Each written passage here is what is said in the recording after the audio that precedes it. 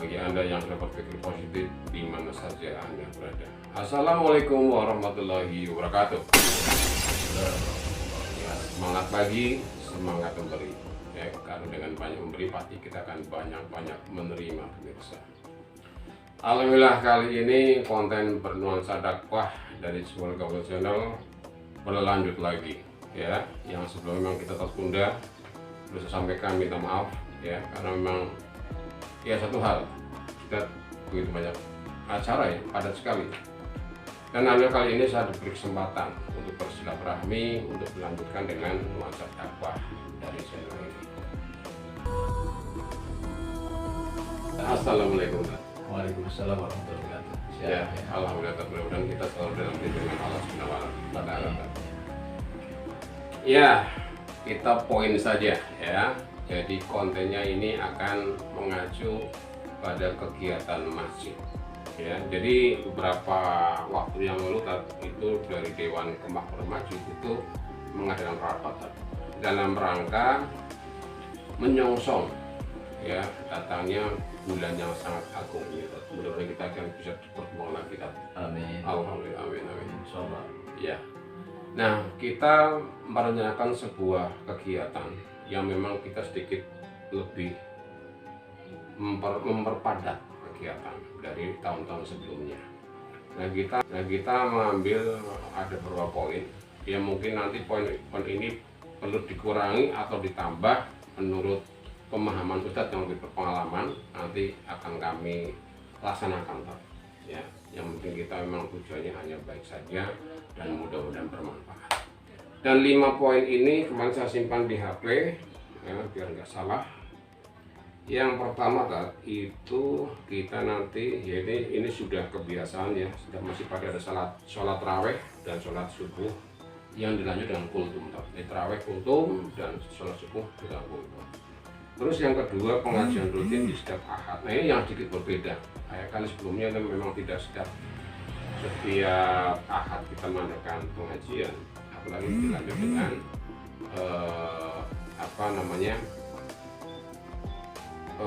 buka bersama. Terus yang ketiga, pembagian sembako. Yang keempat, itikaf yang di 10 hari terakhir. Dan yang kelima, penerimaan dan pembagian zakat fitrah. Mudah-mudahan yang pertama minta doanya, mudah-mudahan ini berjalan dengan lancar. Amin. Nah, yang kami tanyakan, ini gimana tadi kira-kira? Apa berlebihan, ya kan? Atau memang sesuai dengan syariat Islam? Atau mungkin barangkali malah kurang, ya kan? Kurang ya kan acara-acara ini. Coba saya minta pemahamannya. Ya, alhamdulillah. Baik. Sebelumnya, assalamualaikum warahmatullahi wabarakatuh. Waalaikumsalam warahmatullahi wabarakatuh. Akhirnya yang dirahmati Allah Subhanahu wa Ta'ala dan pemirsa Simol Gaul Channel yang dimuliakan oleh Allah Subhanahu wa Ta'ala dimanapun Anda berada. Alhamdulillah wa syukurillah, masya Allah bukan wa malam yasha lam yakun, la haula wa la quwata illa billah. Allahumma sholli wa sallim ala nabiyyina Muhammadin wa ala alihi wa ashabihi ajma'in.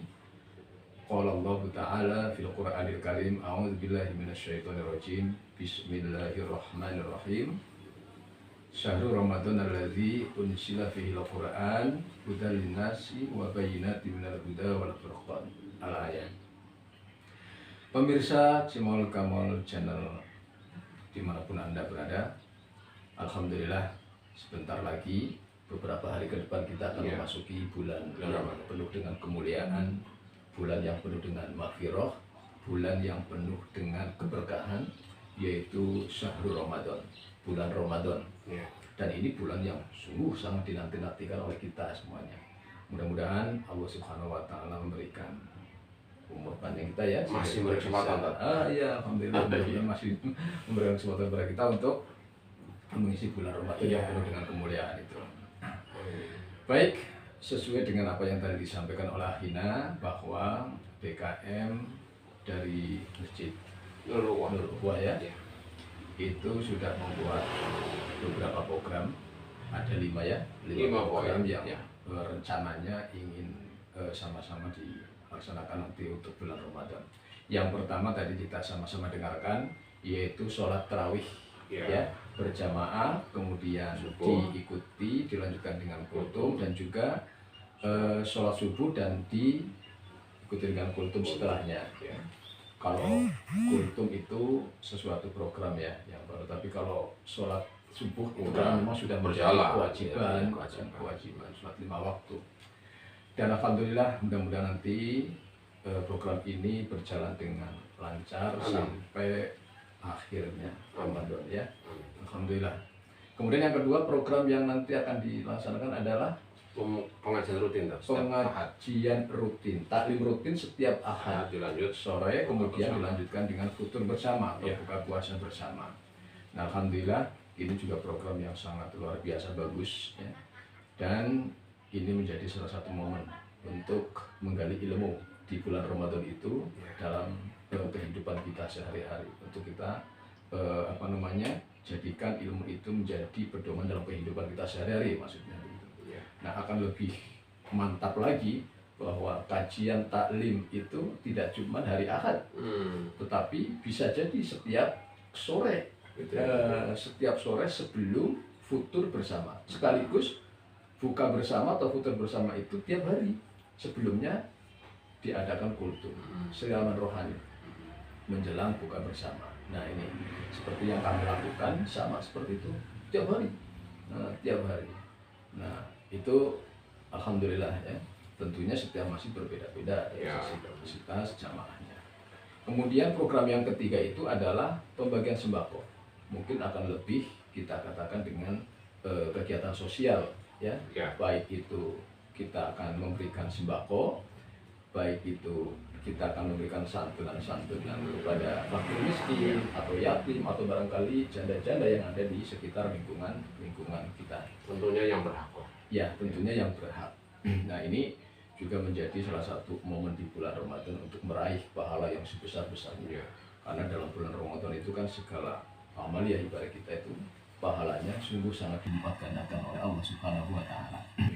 Oleh karena itu, Rasulullah SAW mengingatkan kepada kita agar di bulan Ramadan itu pertama harus banyak beramal soleh, tentunya juga harus lebih mendekatkan diri kepada Allah dalam hal ibadah.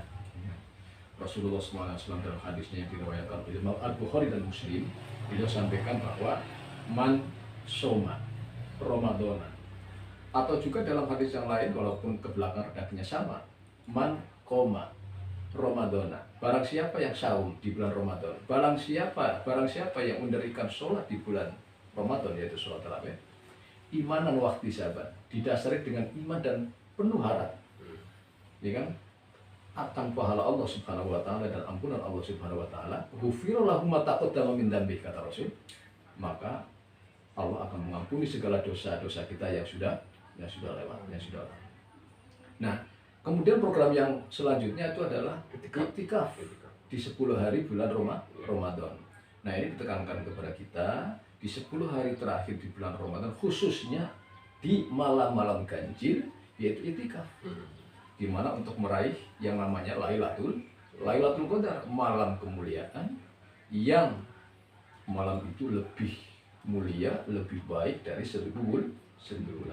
Coba kalau kita bayangkan ibadah, ya kan, 1000 bulan, berarti berapa lama itu, berapa tahun? Sekitar 85 ataupun 90 tahun.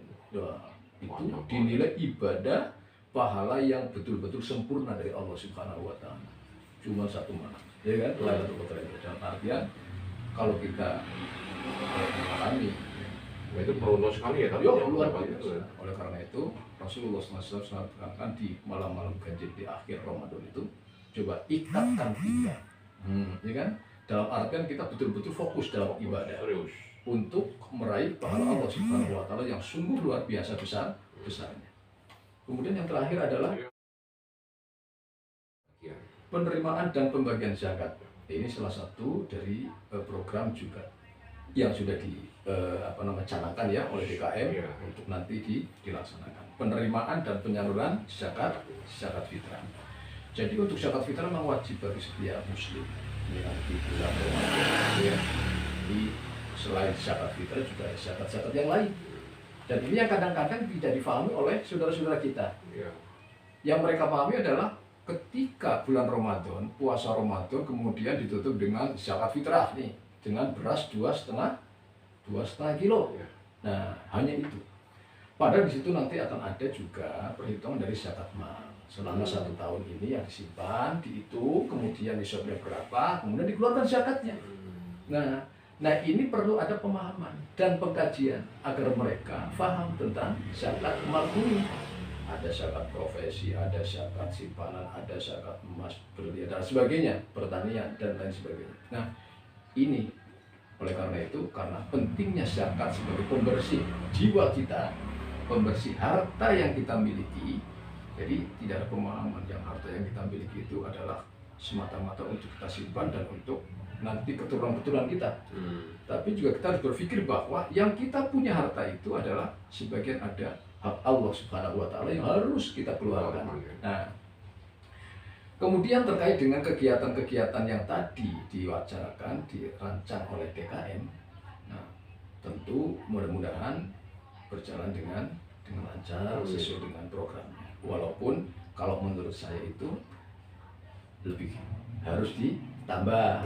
Ya, harus tambah.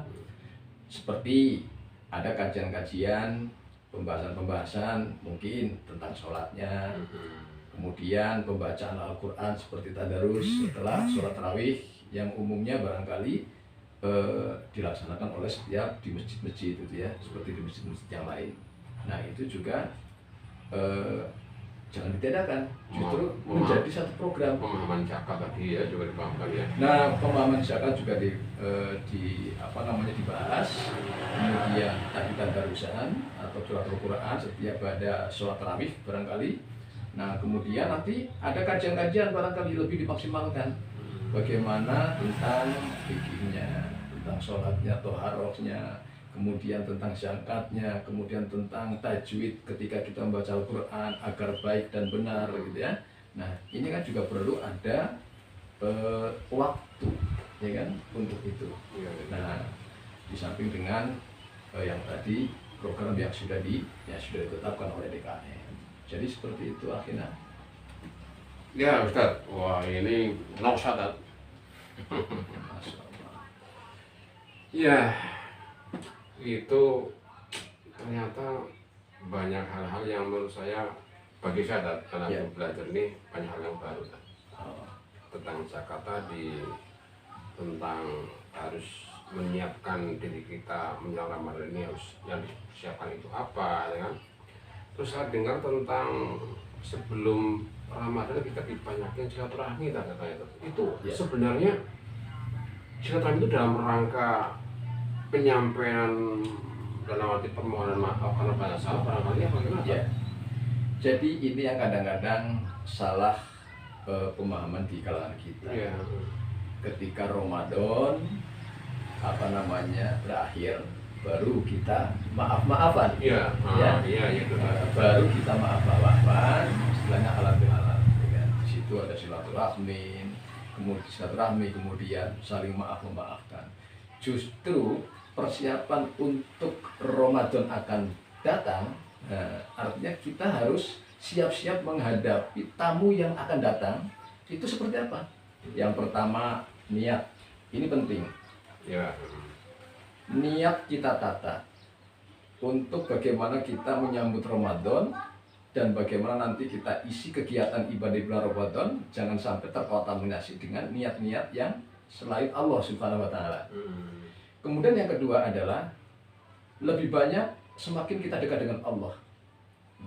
Maksimalkan sholatnya mulai sekarang, maksimalkan saumnya mulai sekarang, dan maksimalkan bacaan Qur'annya mulai sekarang. Yang kebiasaan-kebiasaan buruk selain ibadah tinggalkan. Lebih dekat dengan Allah sekarang untuk lebih banyak ibadah kepada Allah Subhanahu wa Ta'ala. Kemudian perbanyak silaturahmi. Itu ya betul. Memang Rasulullah SAW sampaikan kepada kita, la tadkhulul jannata qati, yakni qati rahim, kata Rasul. Tidak akan masuk surga orang yang memutus tali persaudaraan. Ya kan? Tidak akan masuk surga orang yang memutus, yaitu memutus tali persaudaraan. Kenapa sebelum Ramadan datang ditekankan untuk saling menyambung silaturahmi, lebih merapatkan silaturahmi, karena dengan silaturahmi itu menjadi bukti nyata tidak ada perselisihan di antara kita. Tidak ada masalah. Ya. Dan silaturahmi itu menjadikan terhapusnya dosa di antara kita. Dan terjalin ruhama ubainahum, rasa kasih sayang di antara keduanya. Ya kan? Nah, dengan adanya jalinan itulah ya, menjadikannya kedamaian dan akan timbul rasa kasih sayang di antara kita, sehingga di dalam memasuki Ramadan sudah tidak ada beban. Artinya sudah tidak ada dosa-dosa di antara kita. Oleh karena itu Rasulullah menekankan Ramadan betul-betul harus sudah bersih dan hati kita sudah niatkan betul-betul untuk dekat dengan Allah Subhanahu wa Ta'ala. Jadi dalam artian memaafkan saling antara satu dengan yang lain itu seyogianya sebelum Ramadan datang. Sehingga pada saat Ramadan semuanya fokus dan maksimal dalam menjalankan ibadah kepada Allah Subhanahu wa Ta'ala, sehingga pada akhirnya Ramadan akan bisa membentuk hati dan kepribadian kita menjadi, pertama adalah kepribadian yang sabar, kepribadian yang taat senantiasa ibadah kepada Allah, kemudian menjadikan saum Ramadan itu atau Ramadan itu menjadikan dan membentuk karakter dan sifat kita menjadi sifat karakter yang mulia, serta menjadikan kita menjadi orang-orang yang senantiasa selalu dekat dengan Allah Subhanahu wa Ta'ala. Jadi bukan berarti setelah Ramadan baru kita maafkan, tidak. Justru setelah Ramadan ya kita merayakan kemenangannya. Kita merayakan kemenangannya sebagai seorang muslim, merayakan kebahagiaan setelah mendapatkan ampunan dari Allah Subhanahu wa Ta'ala. Artinya justru saling memaafkan itu bukan setelah Ramadan ya tadi? Ya.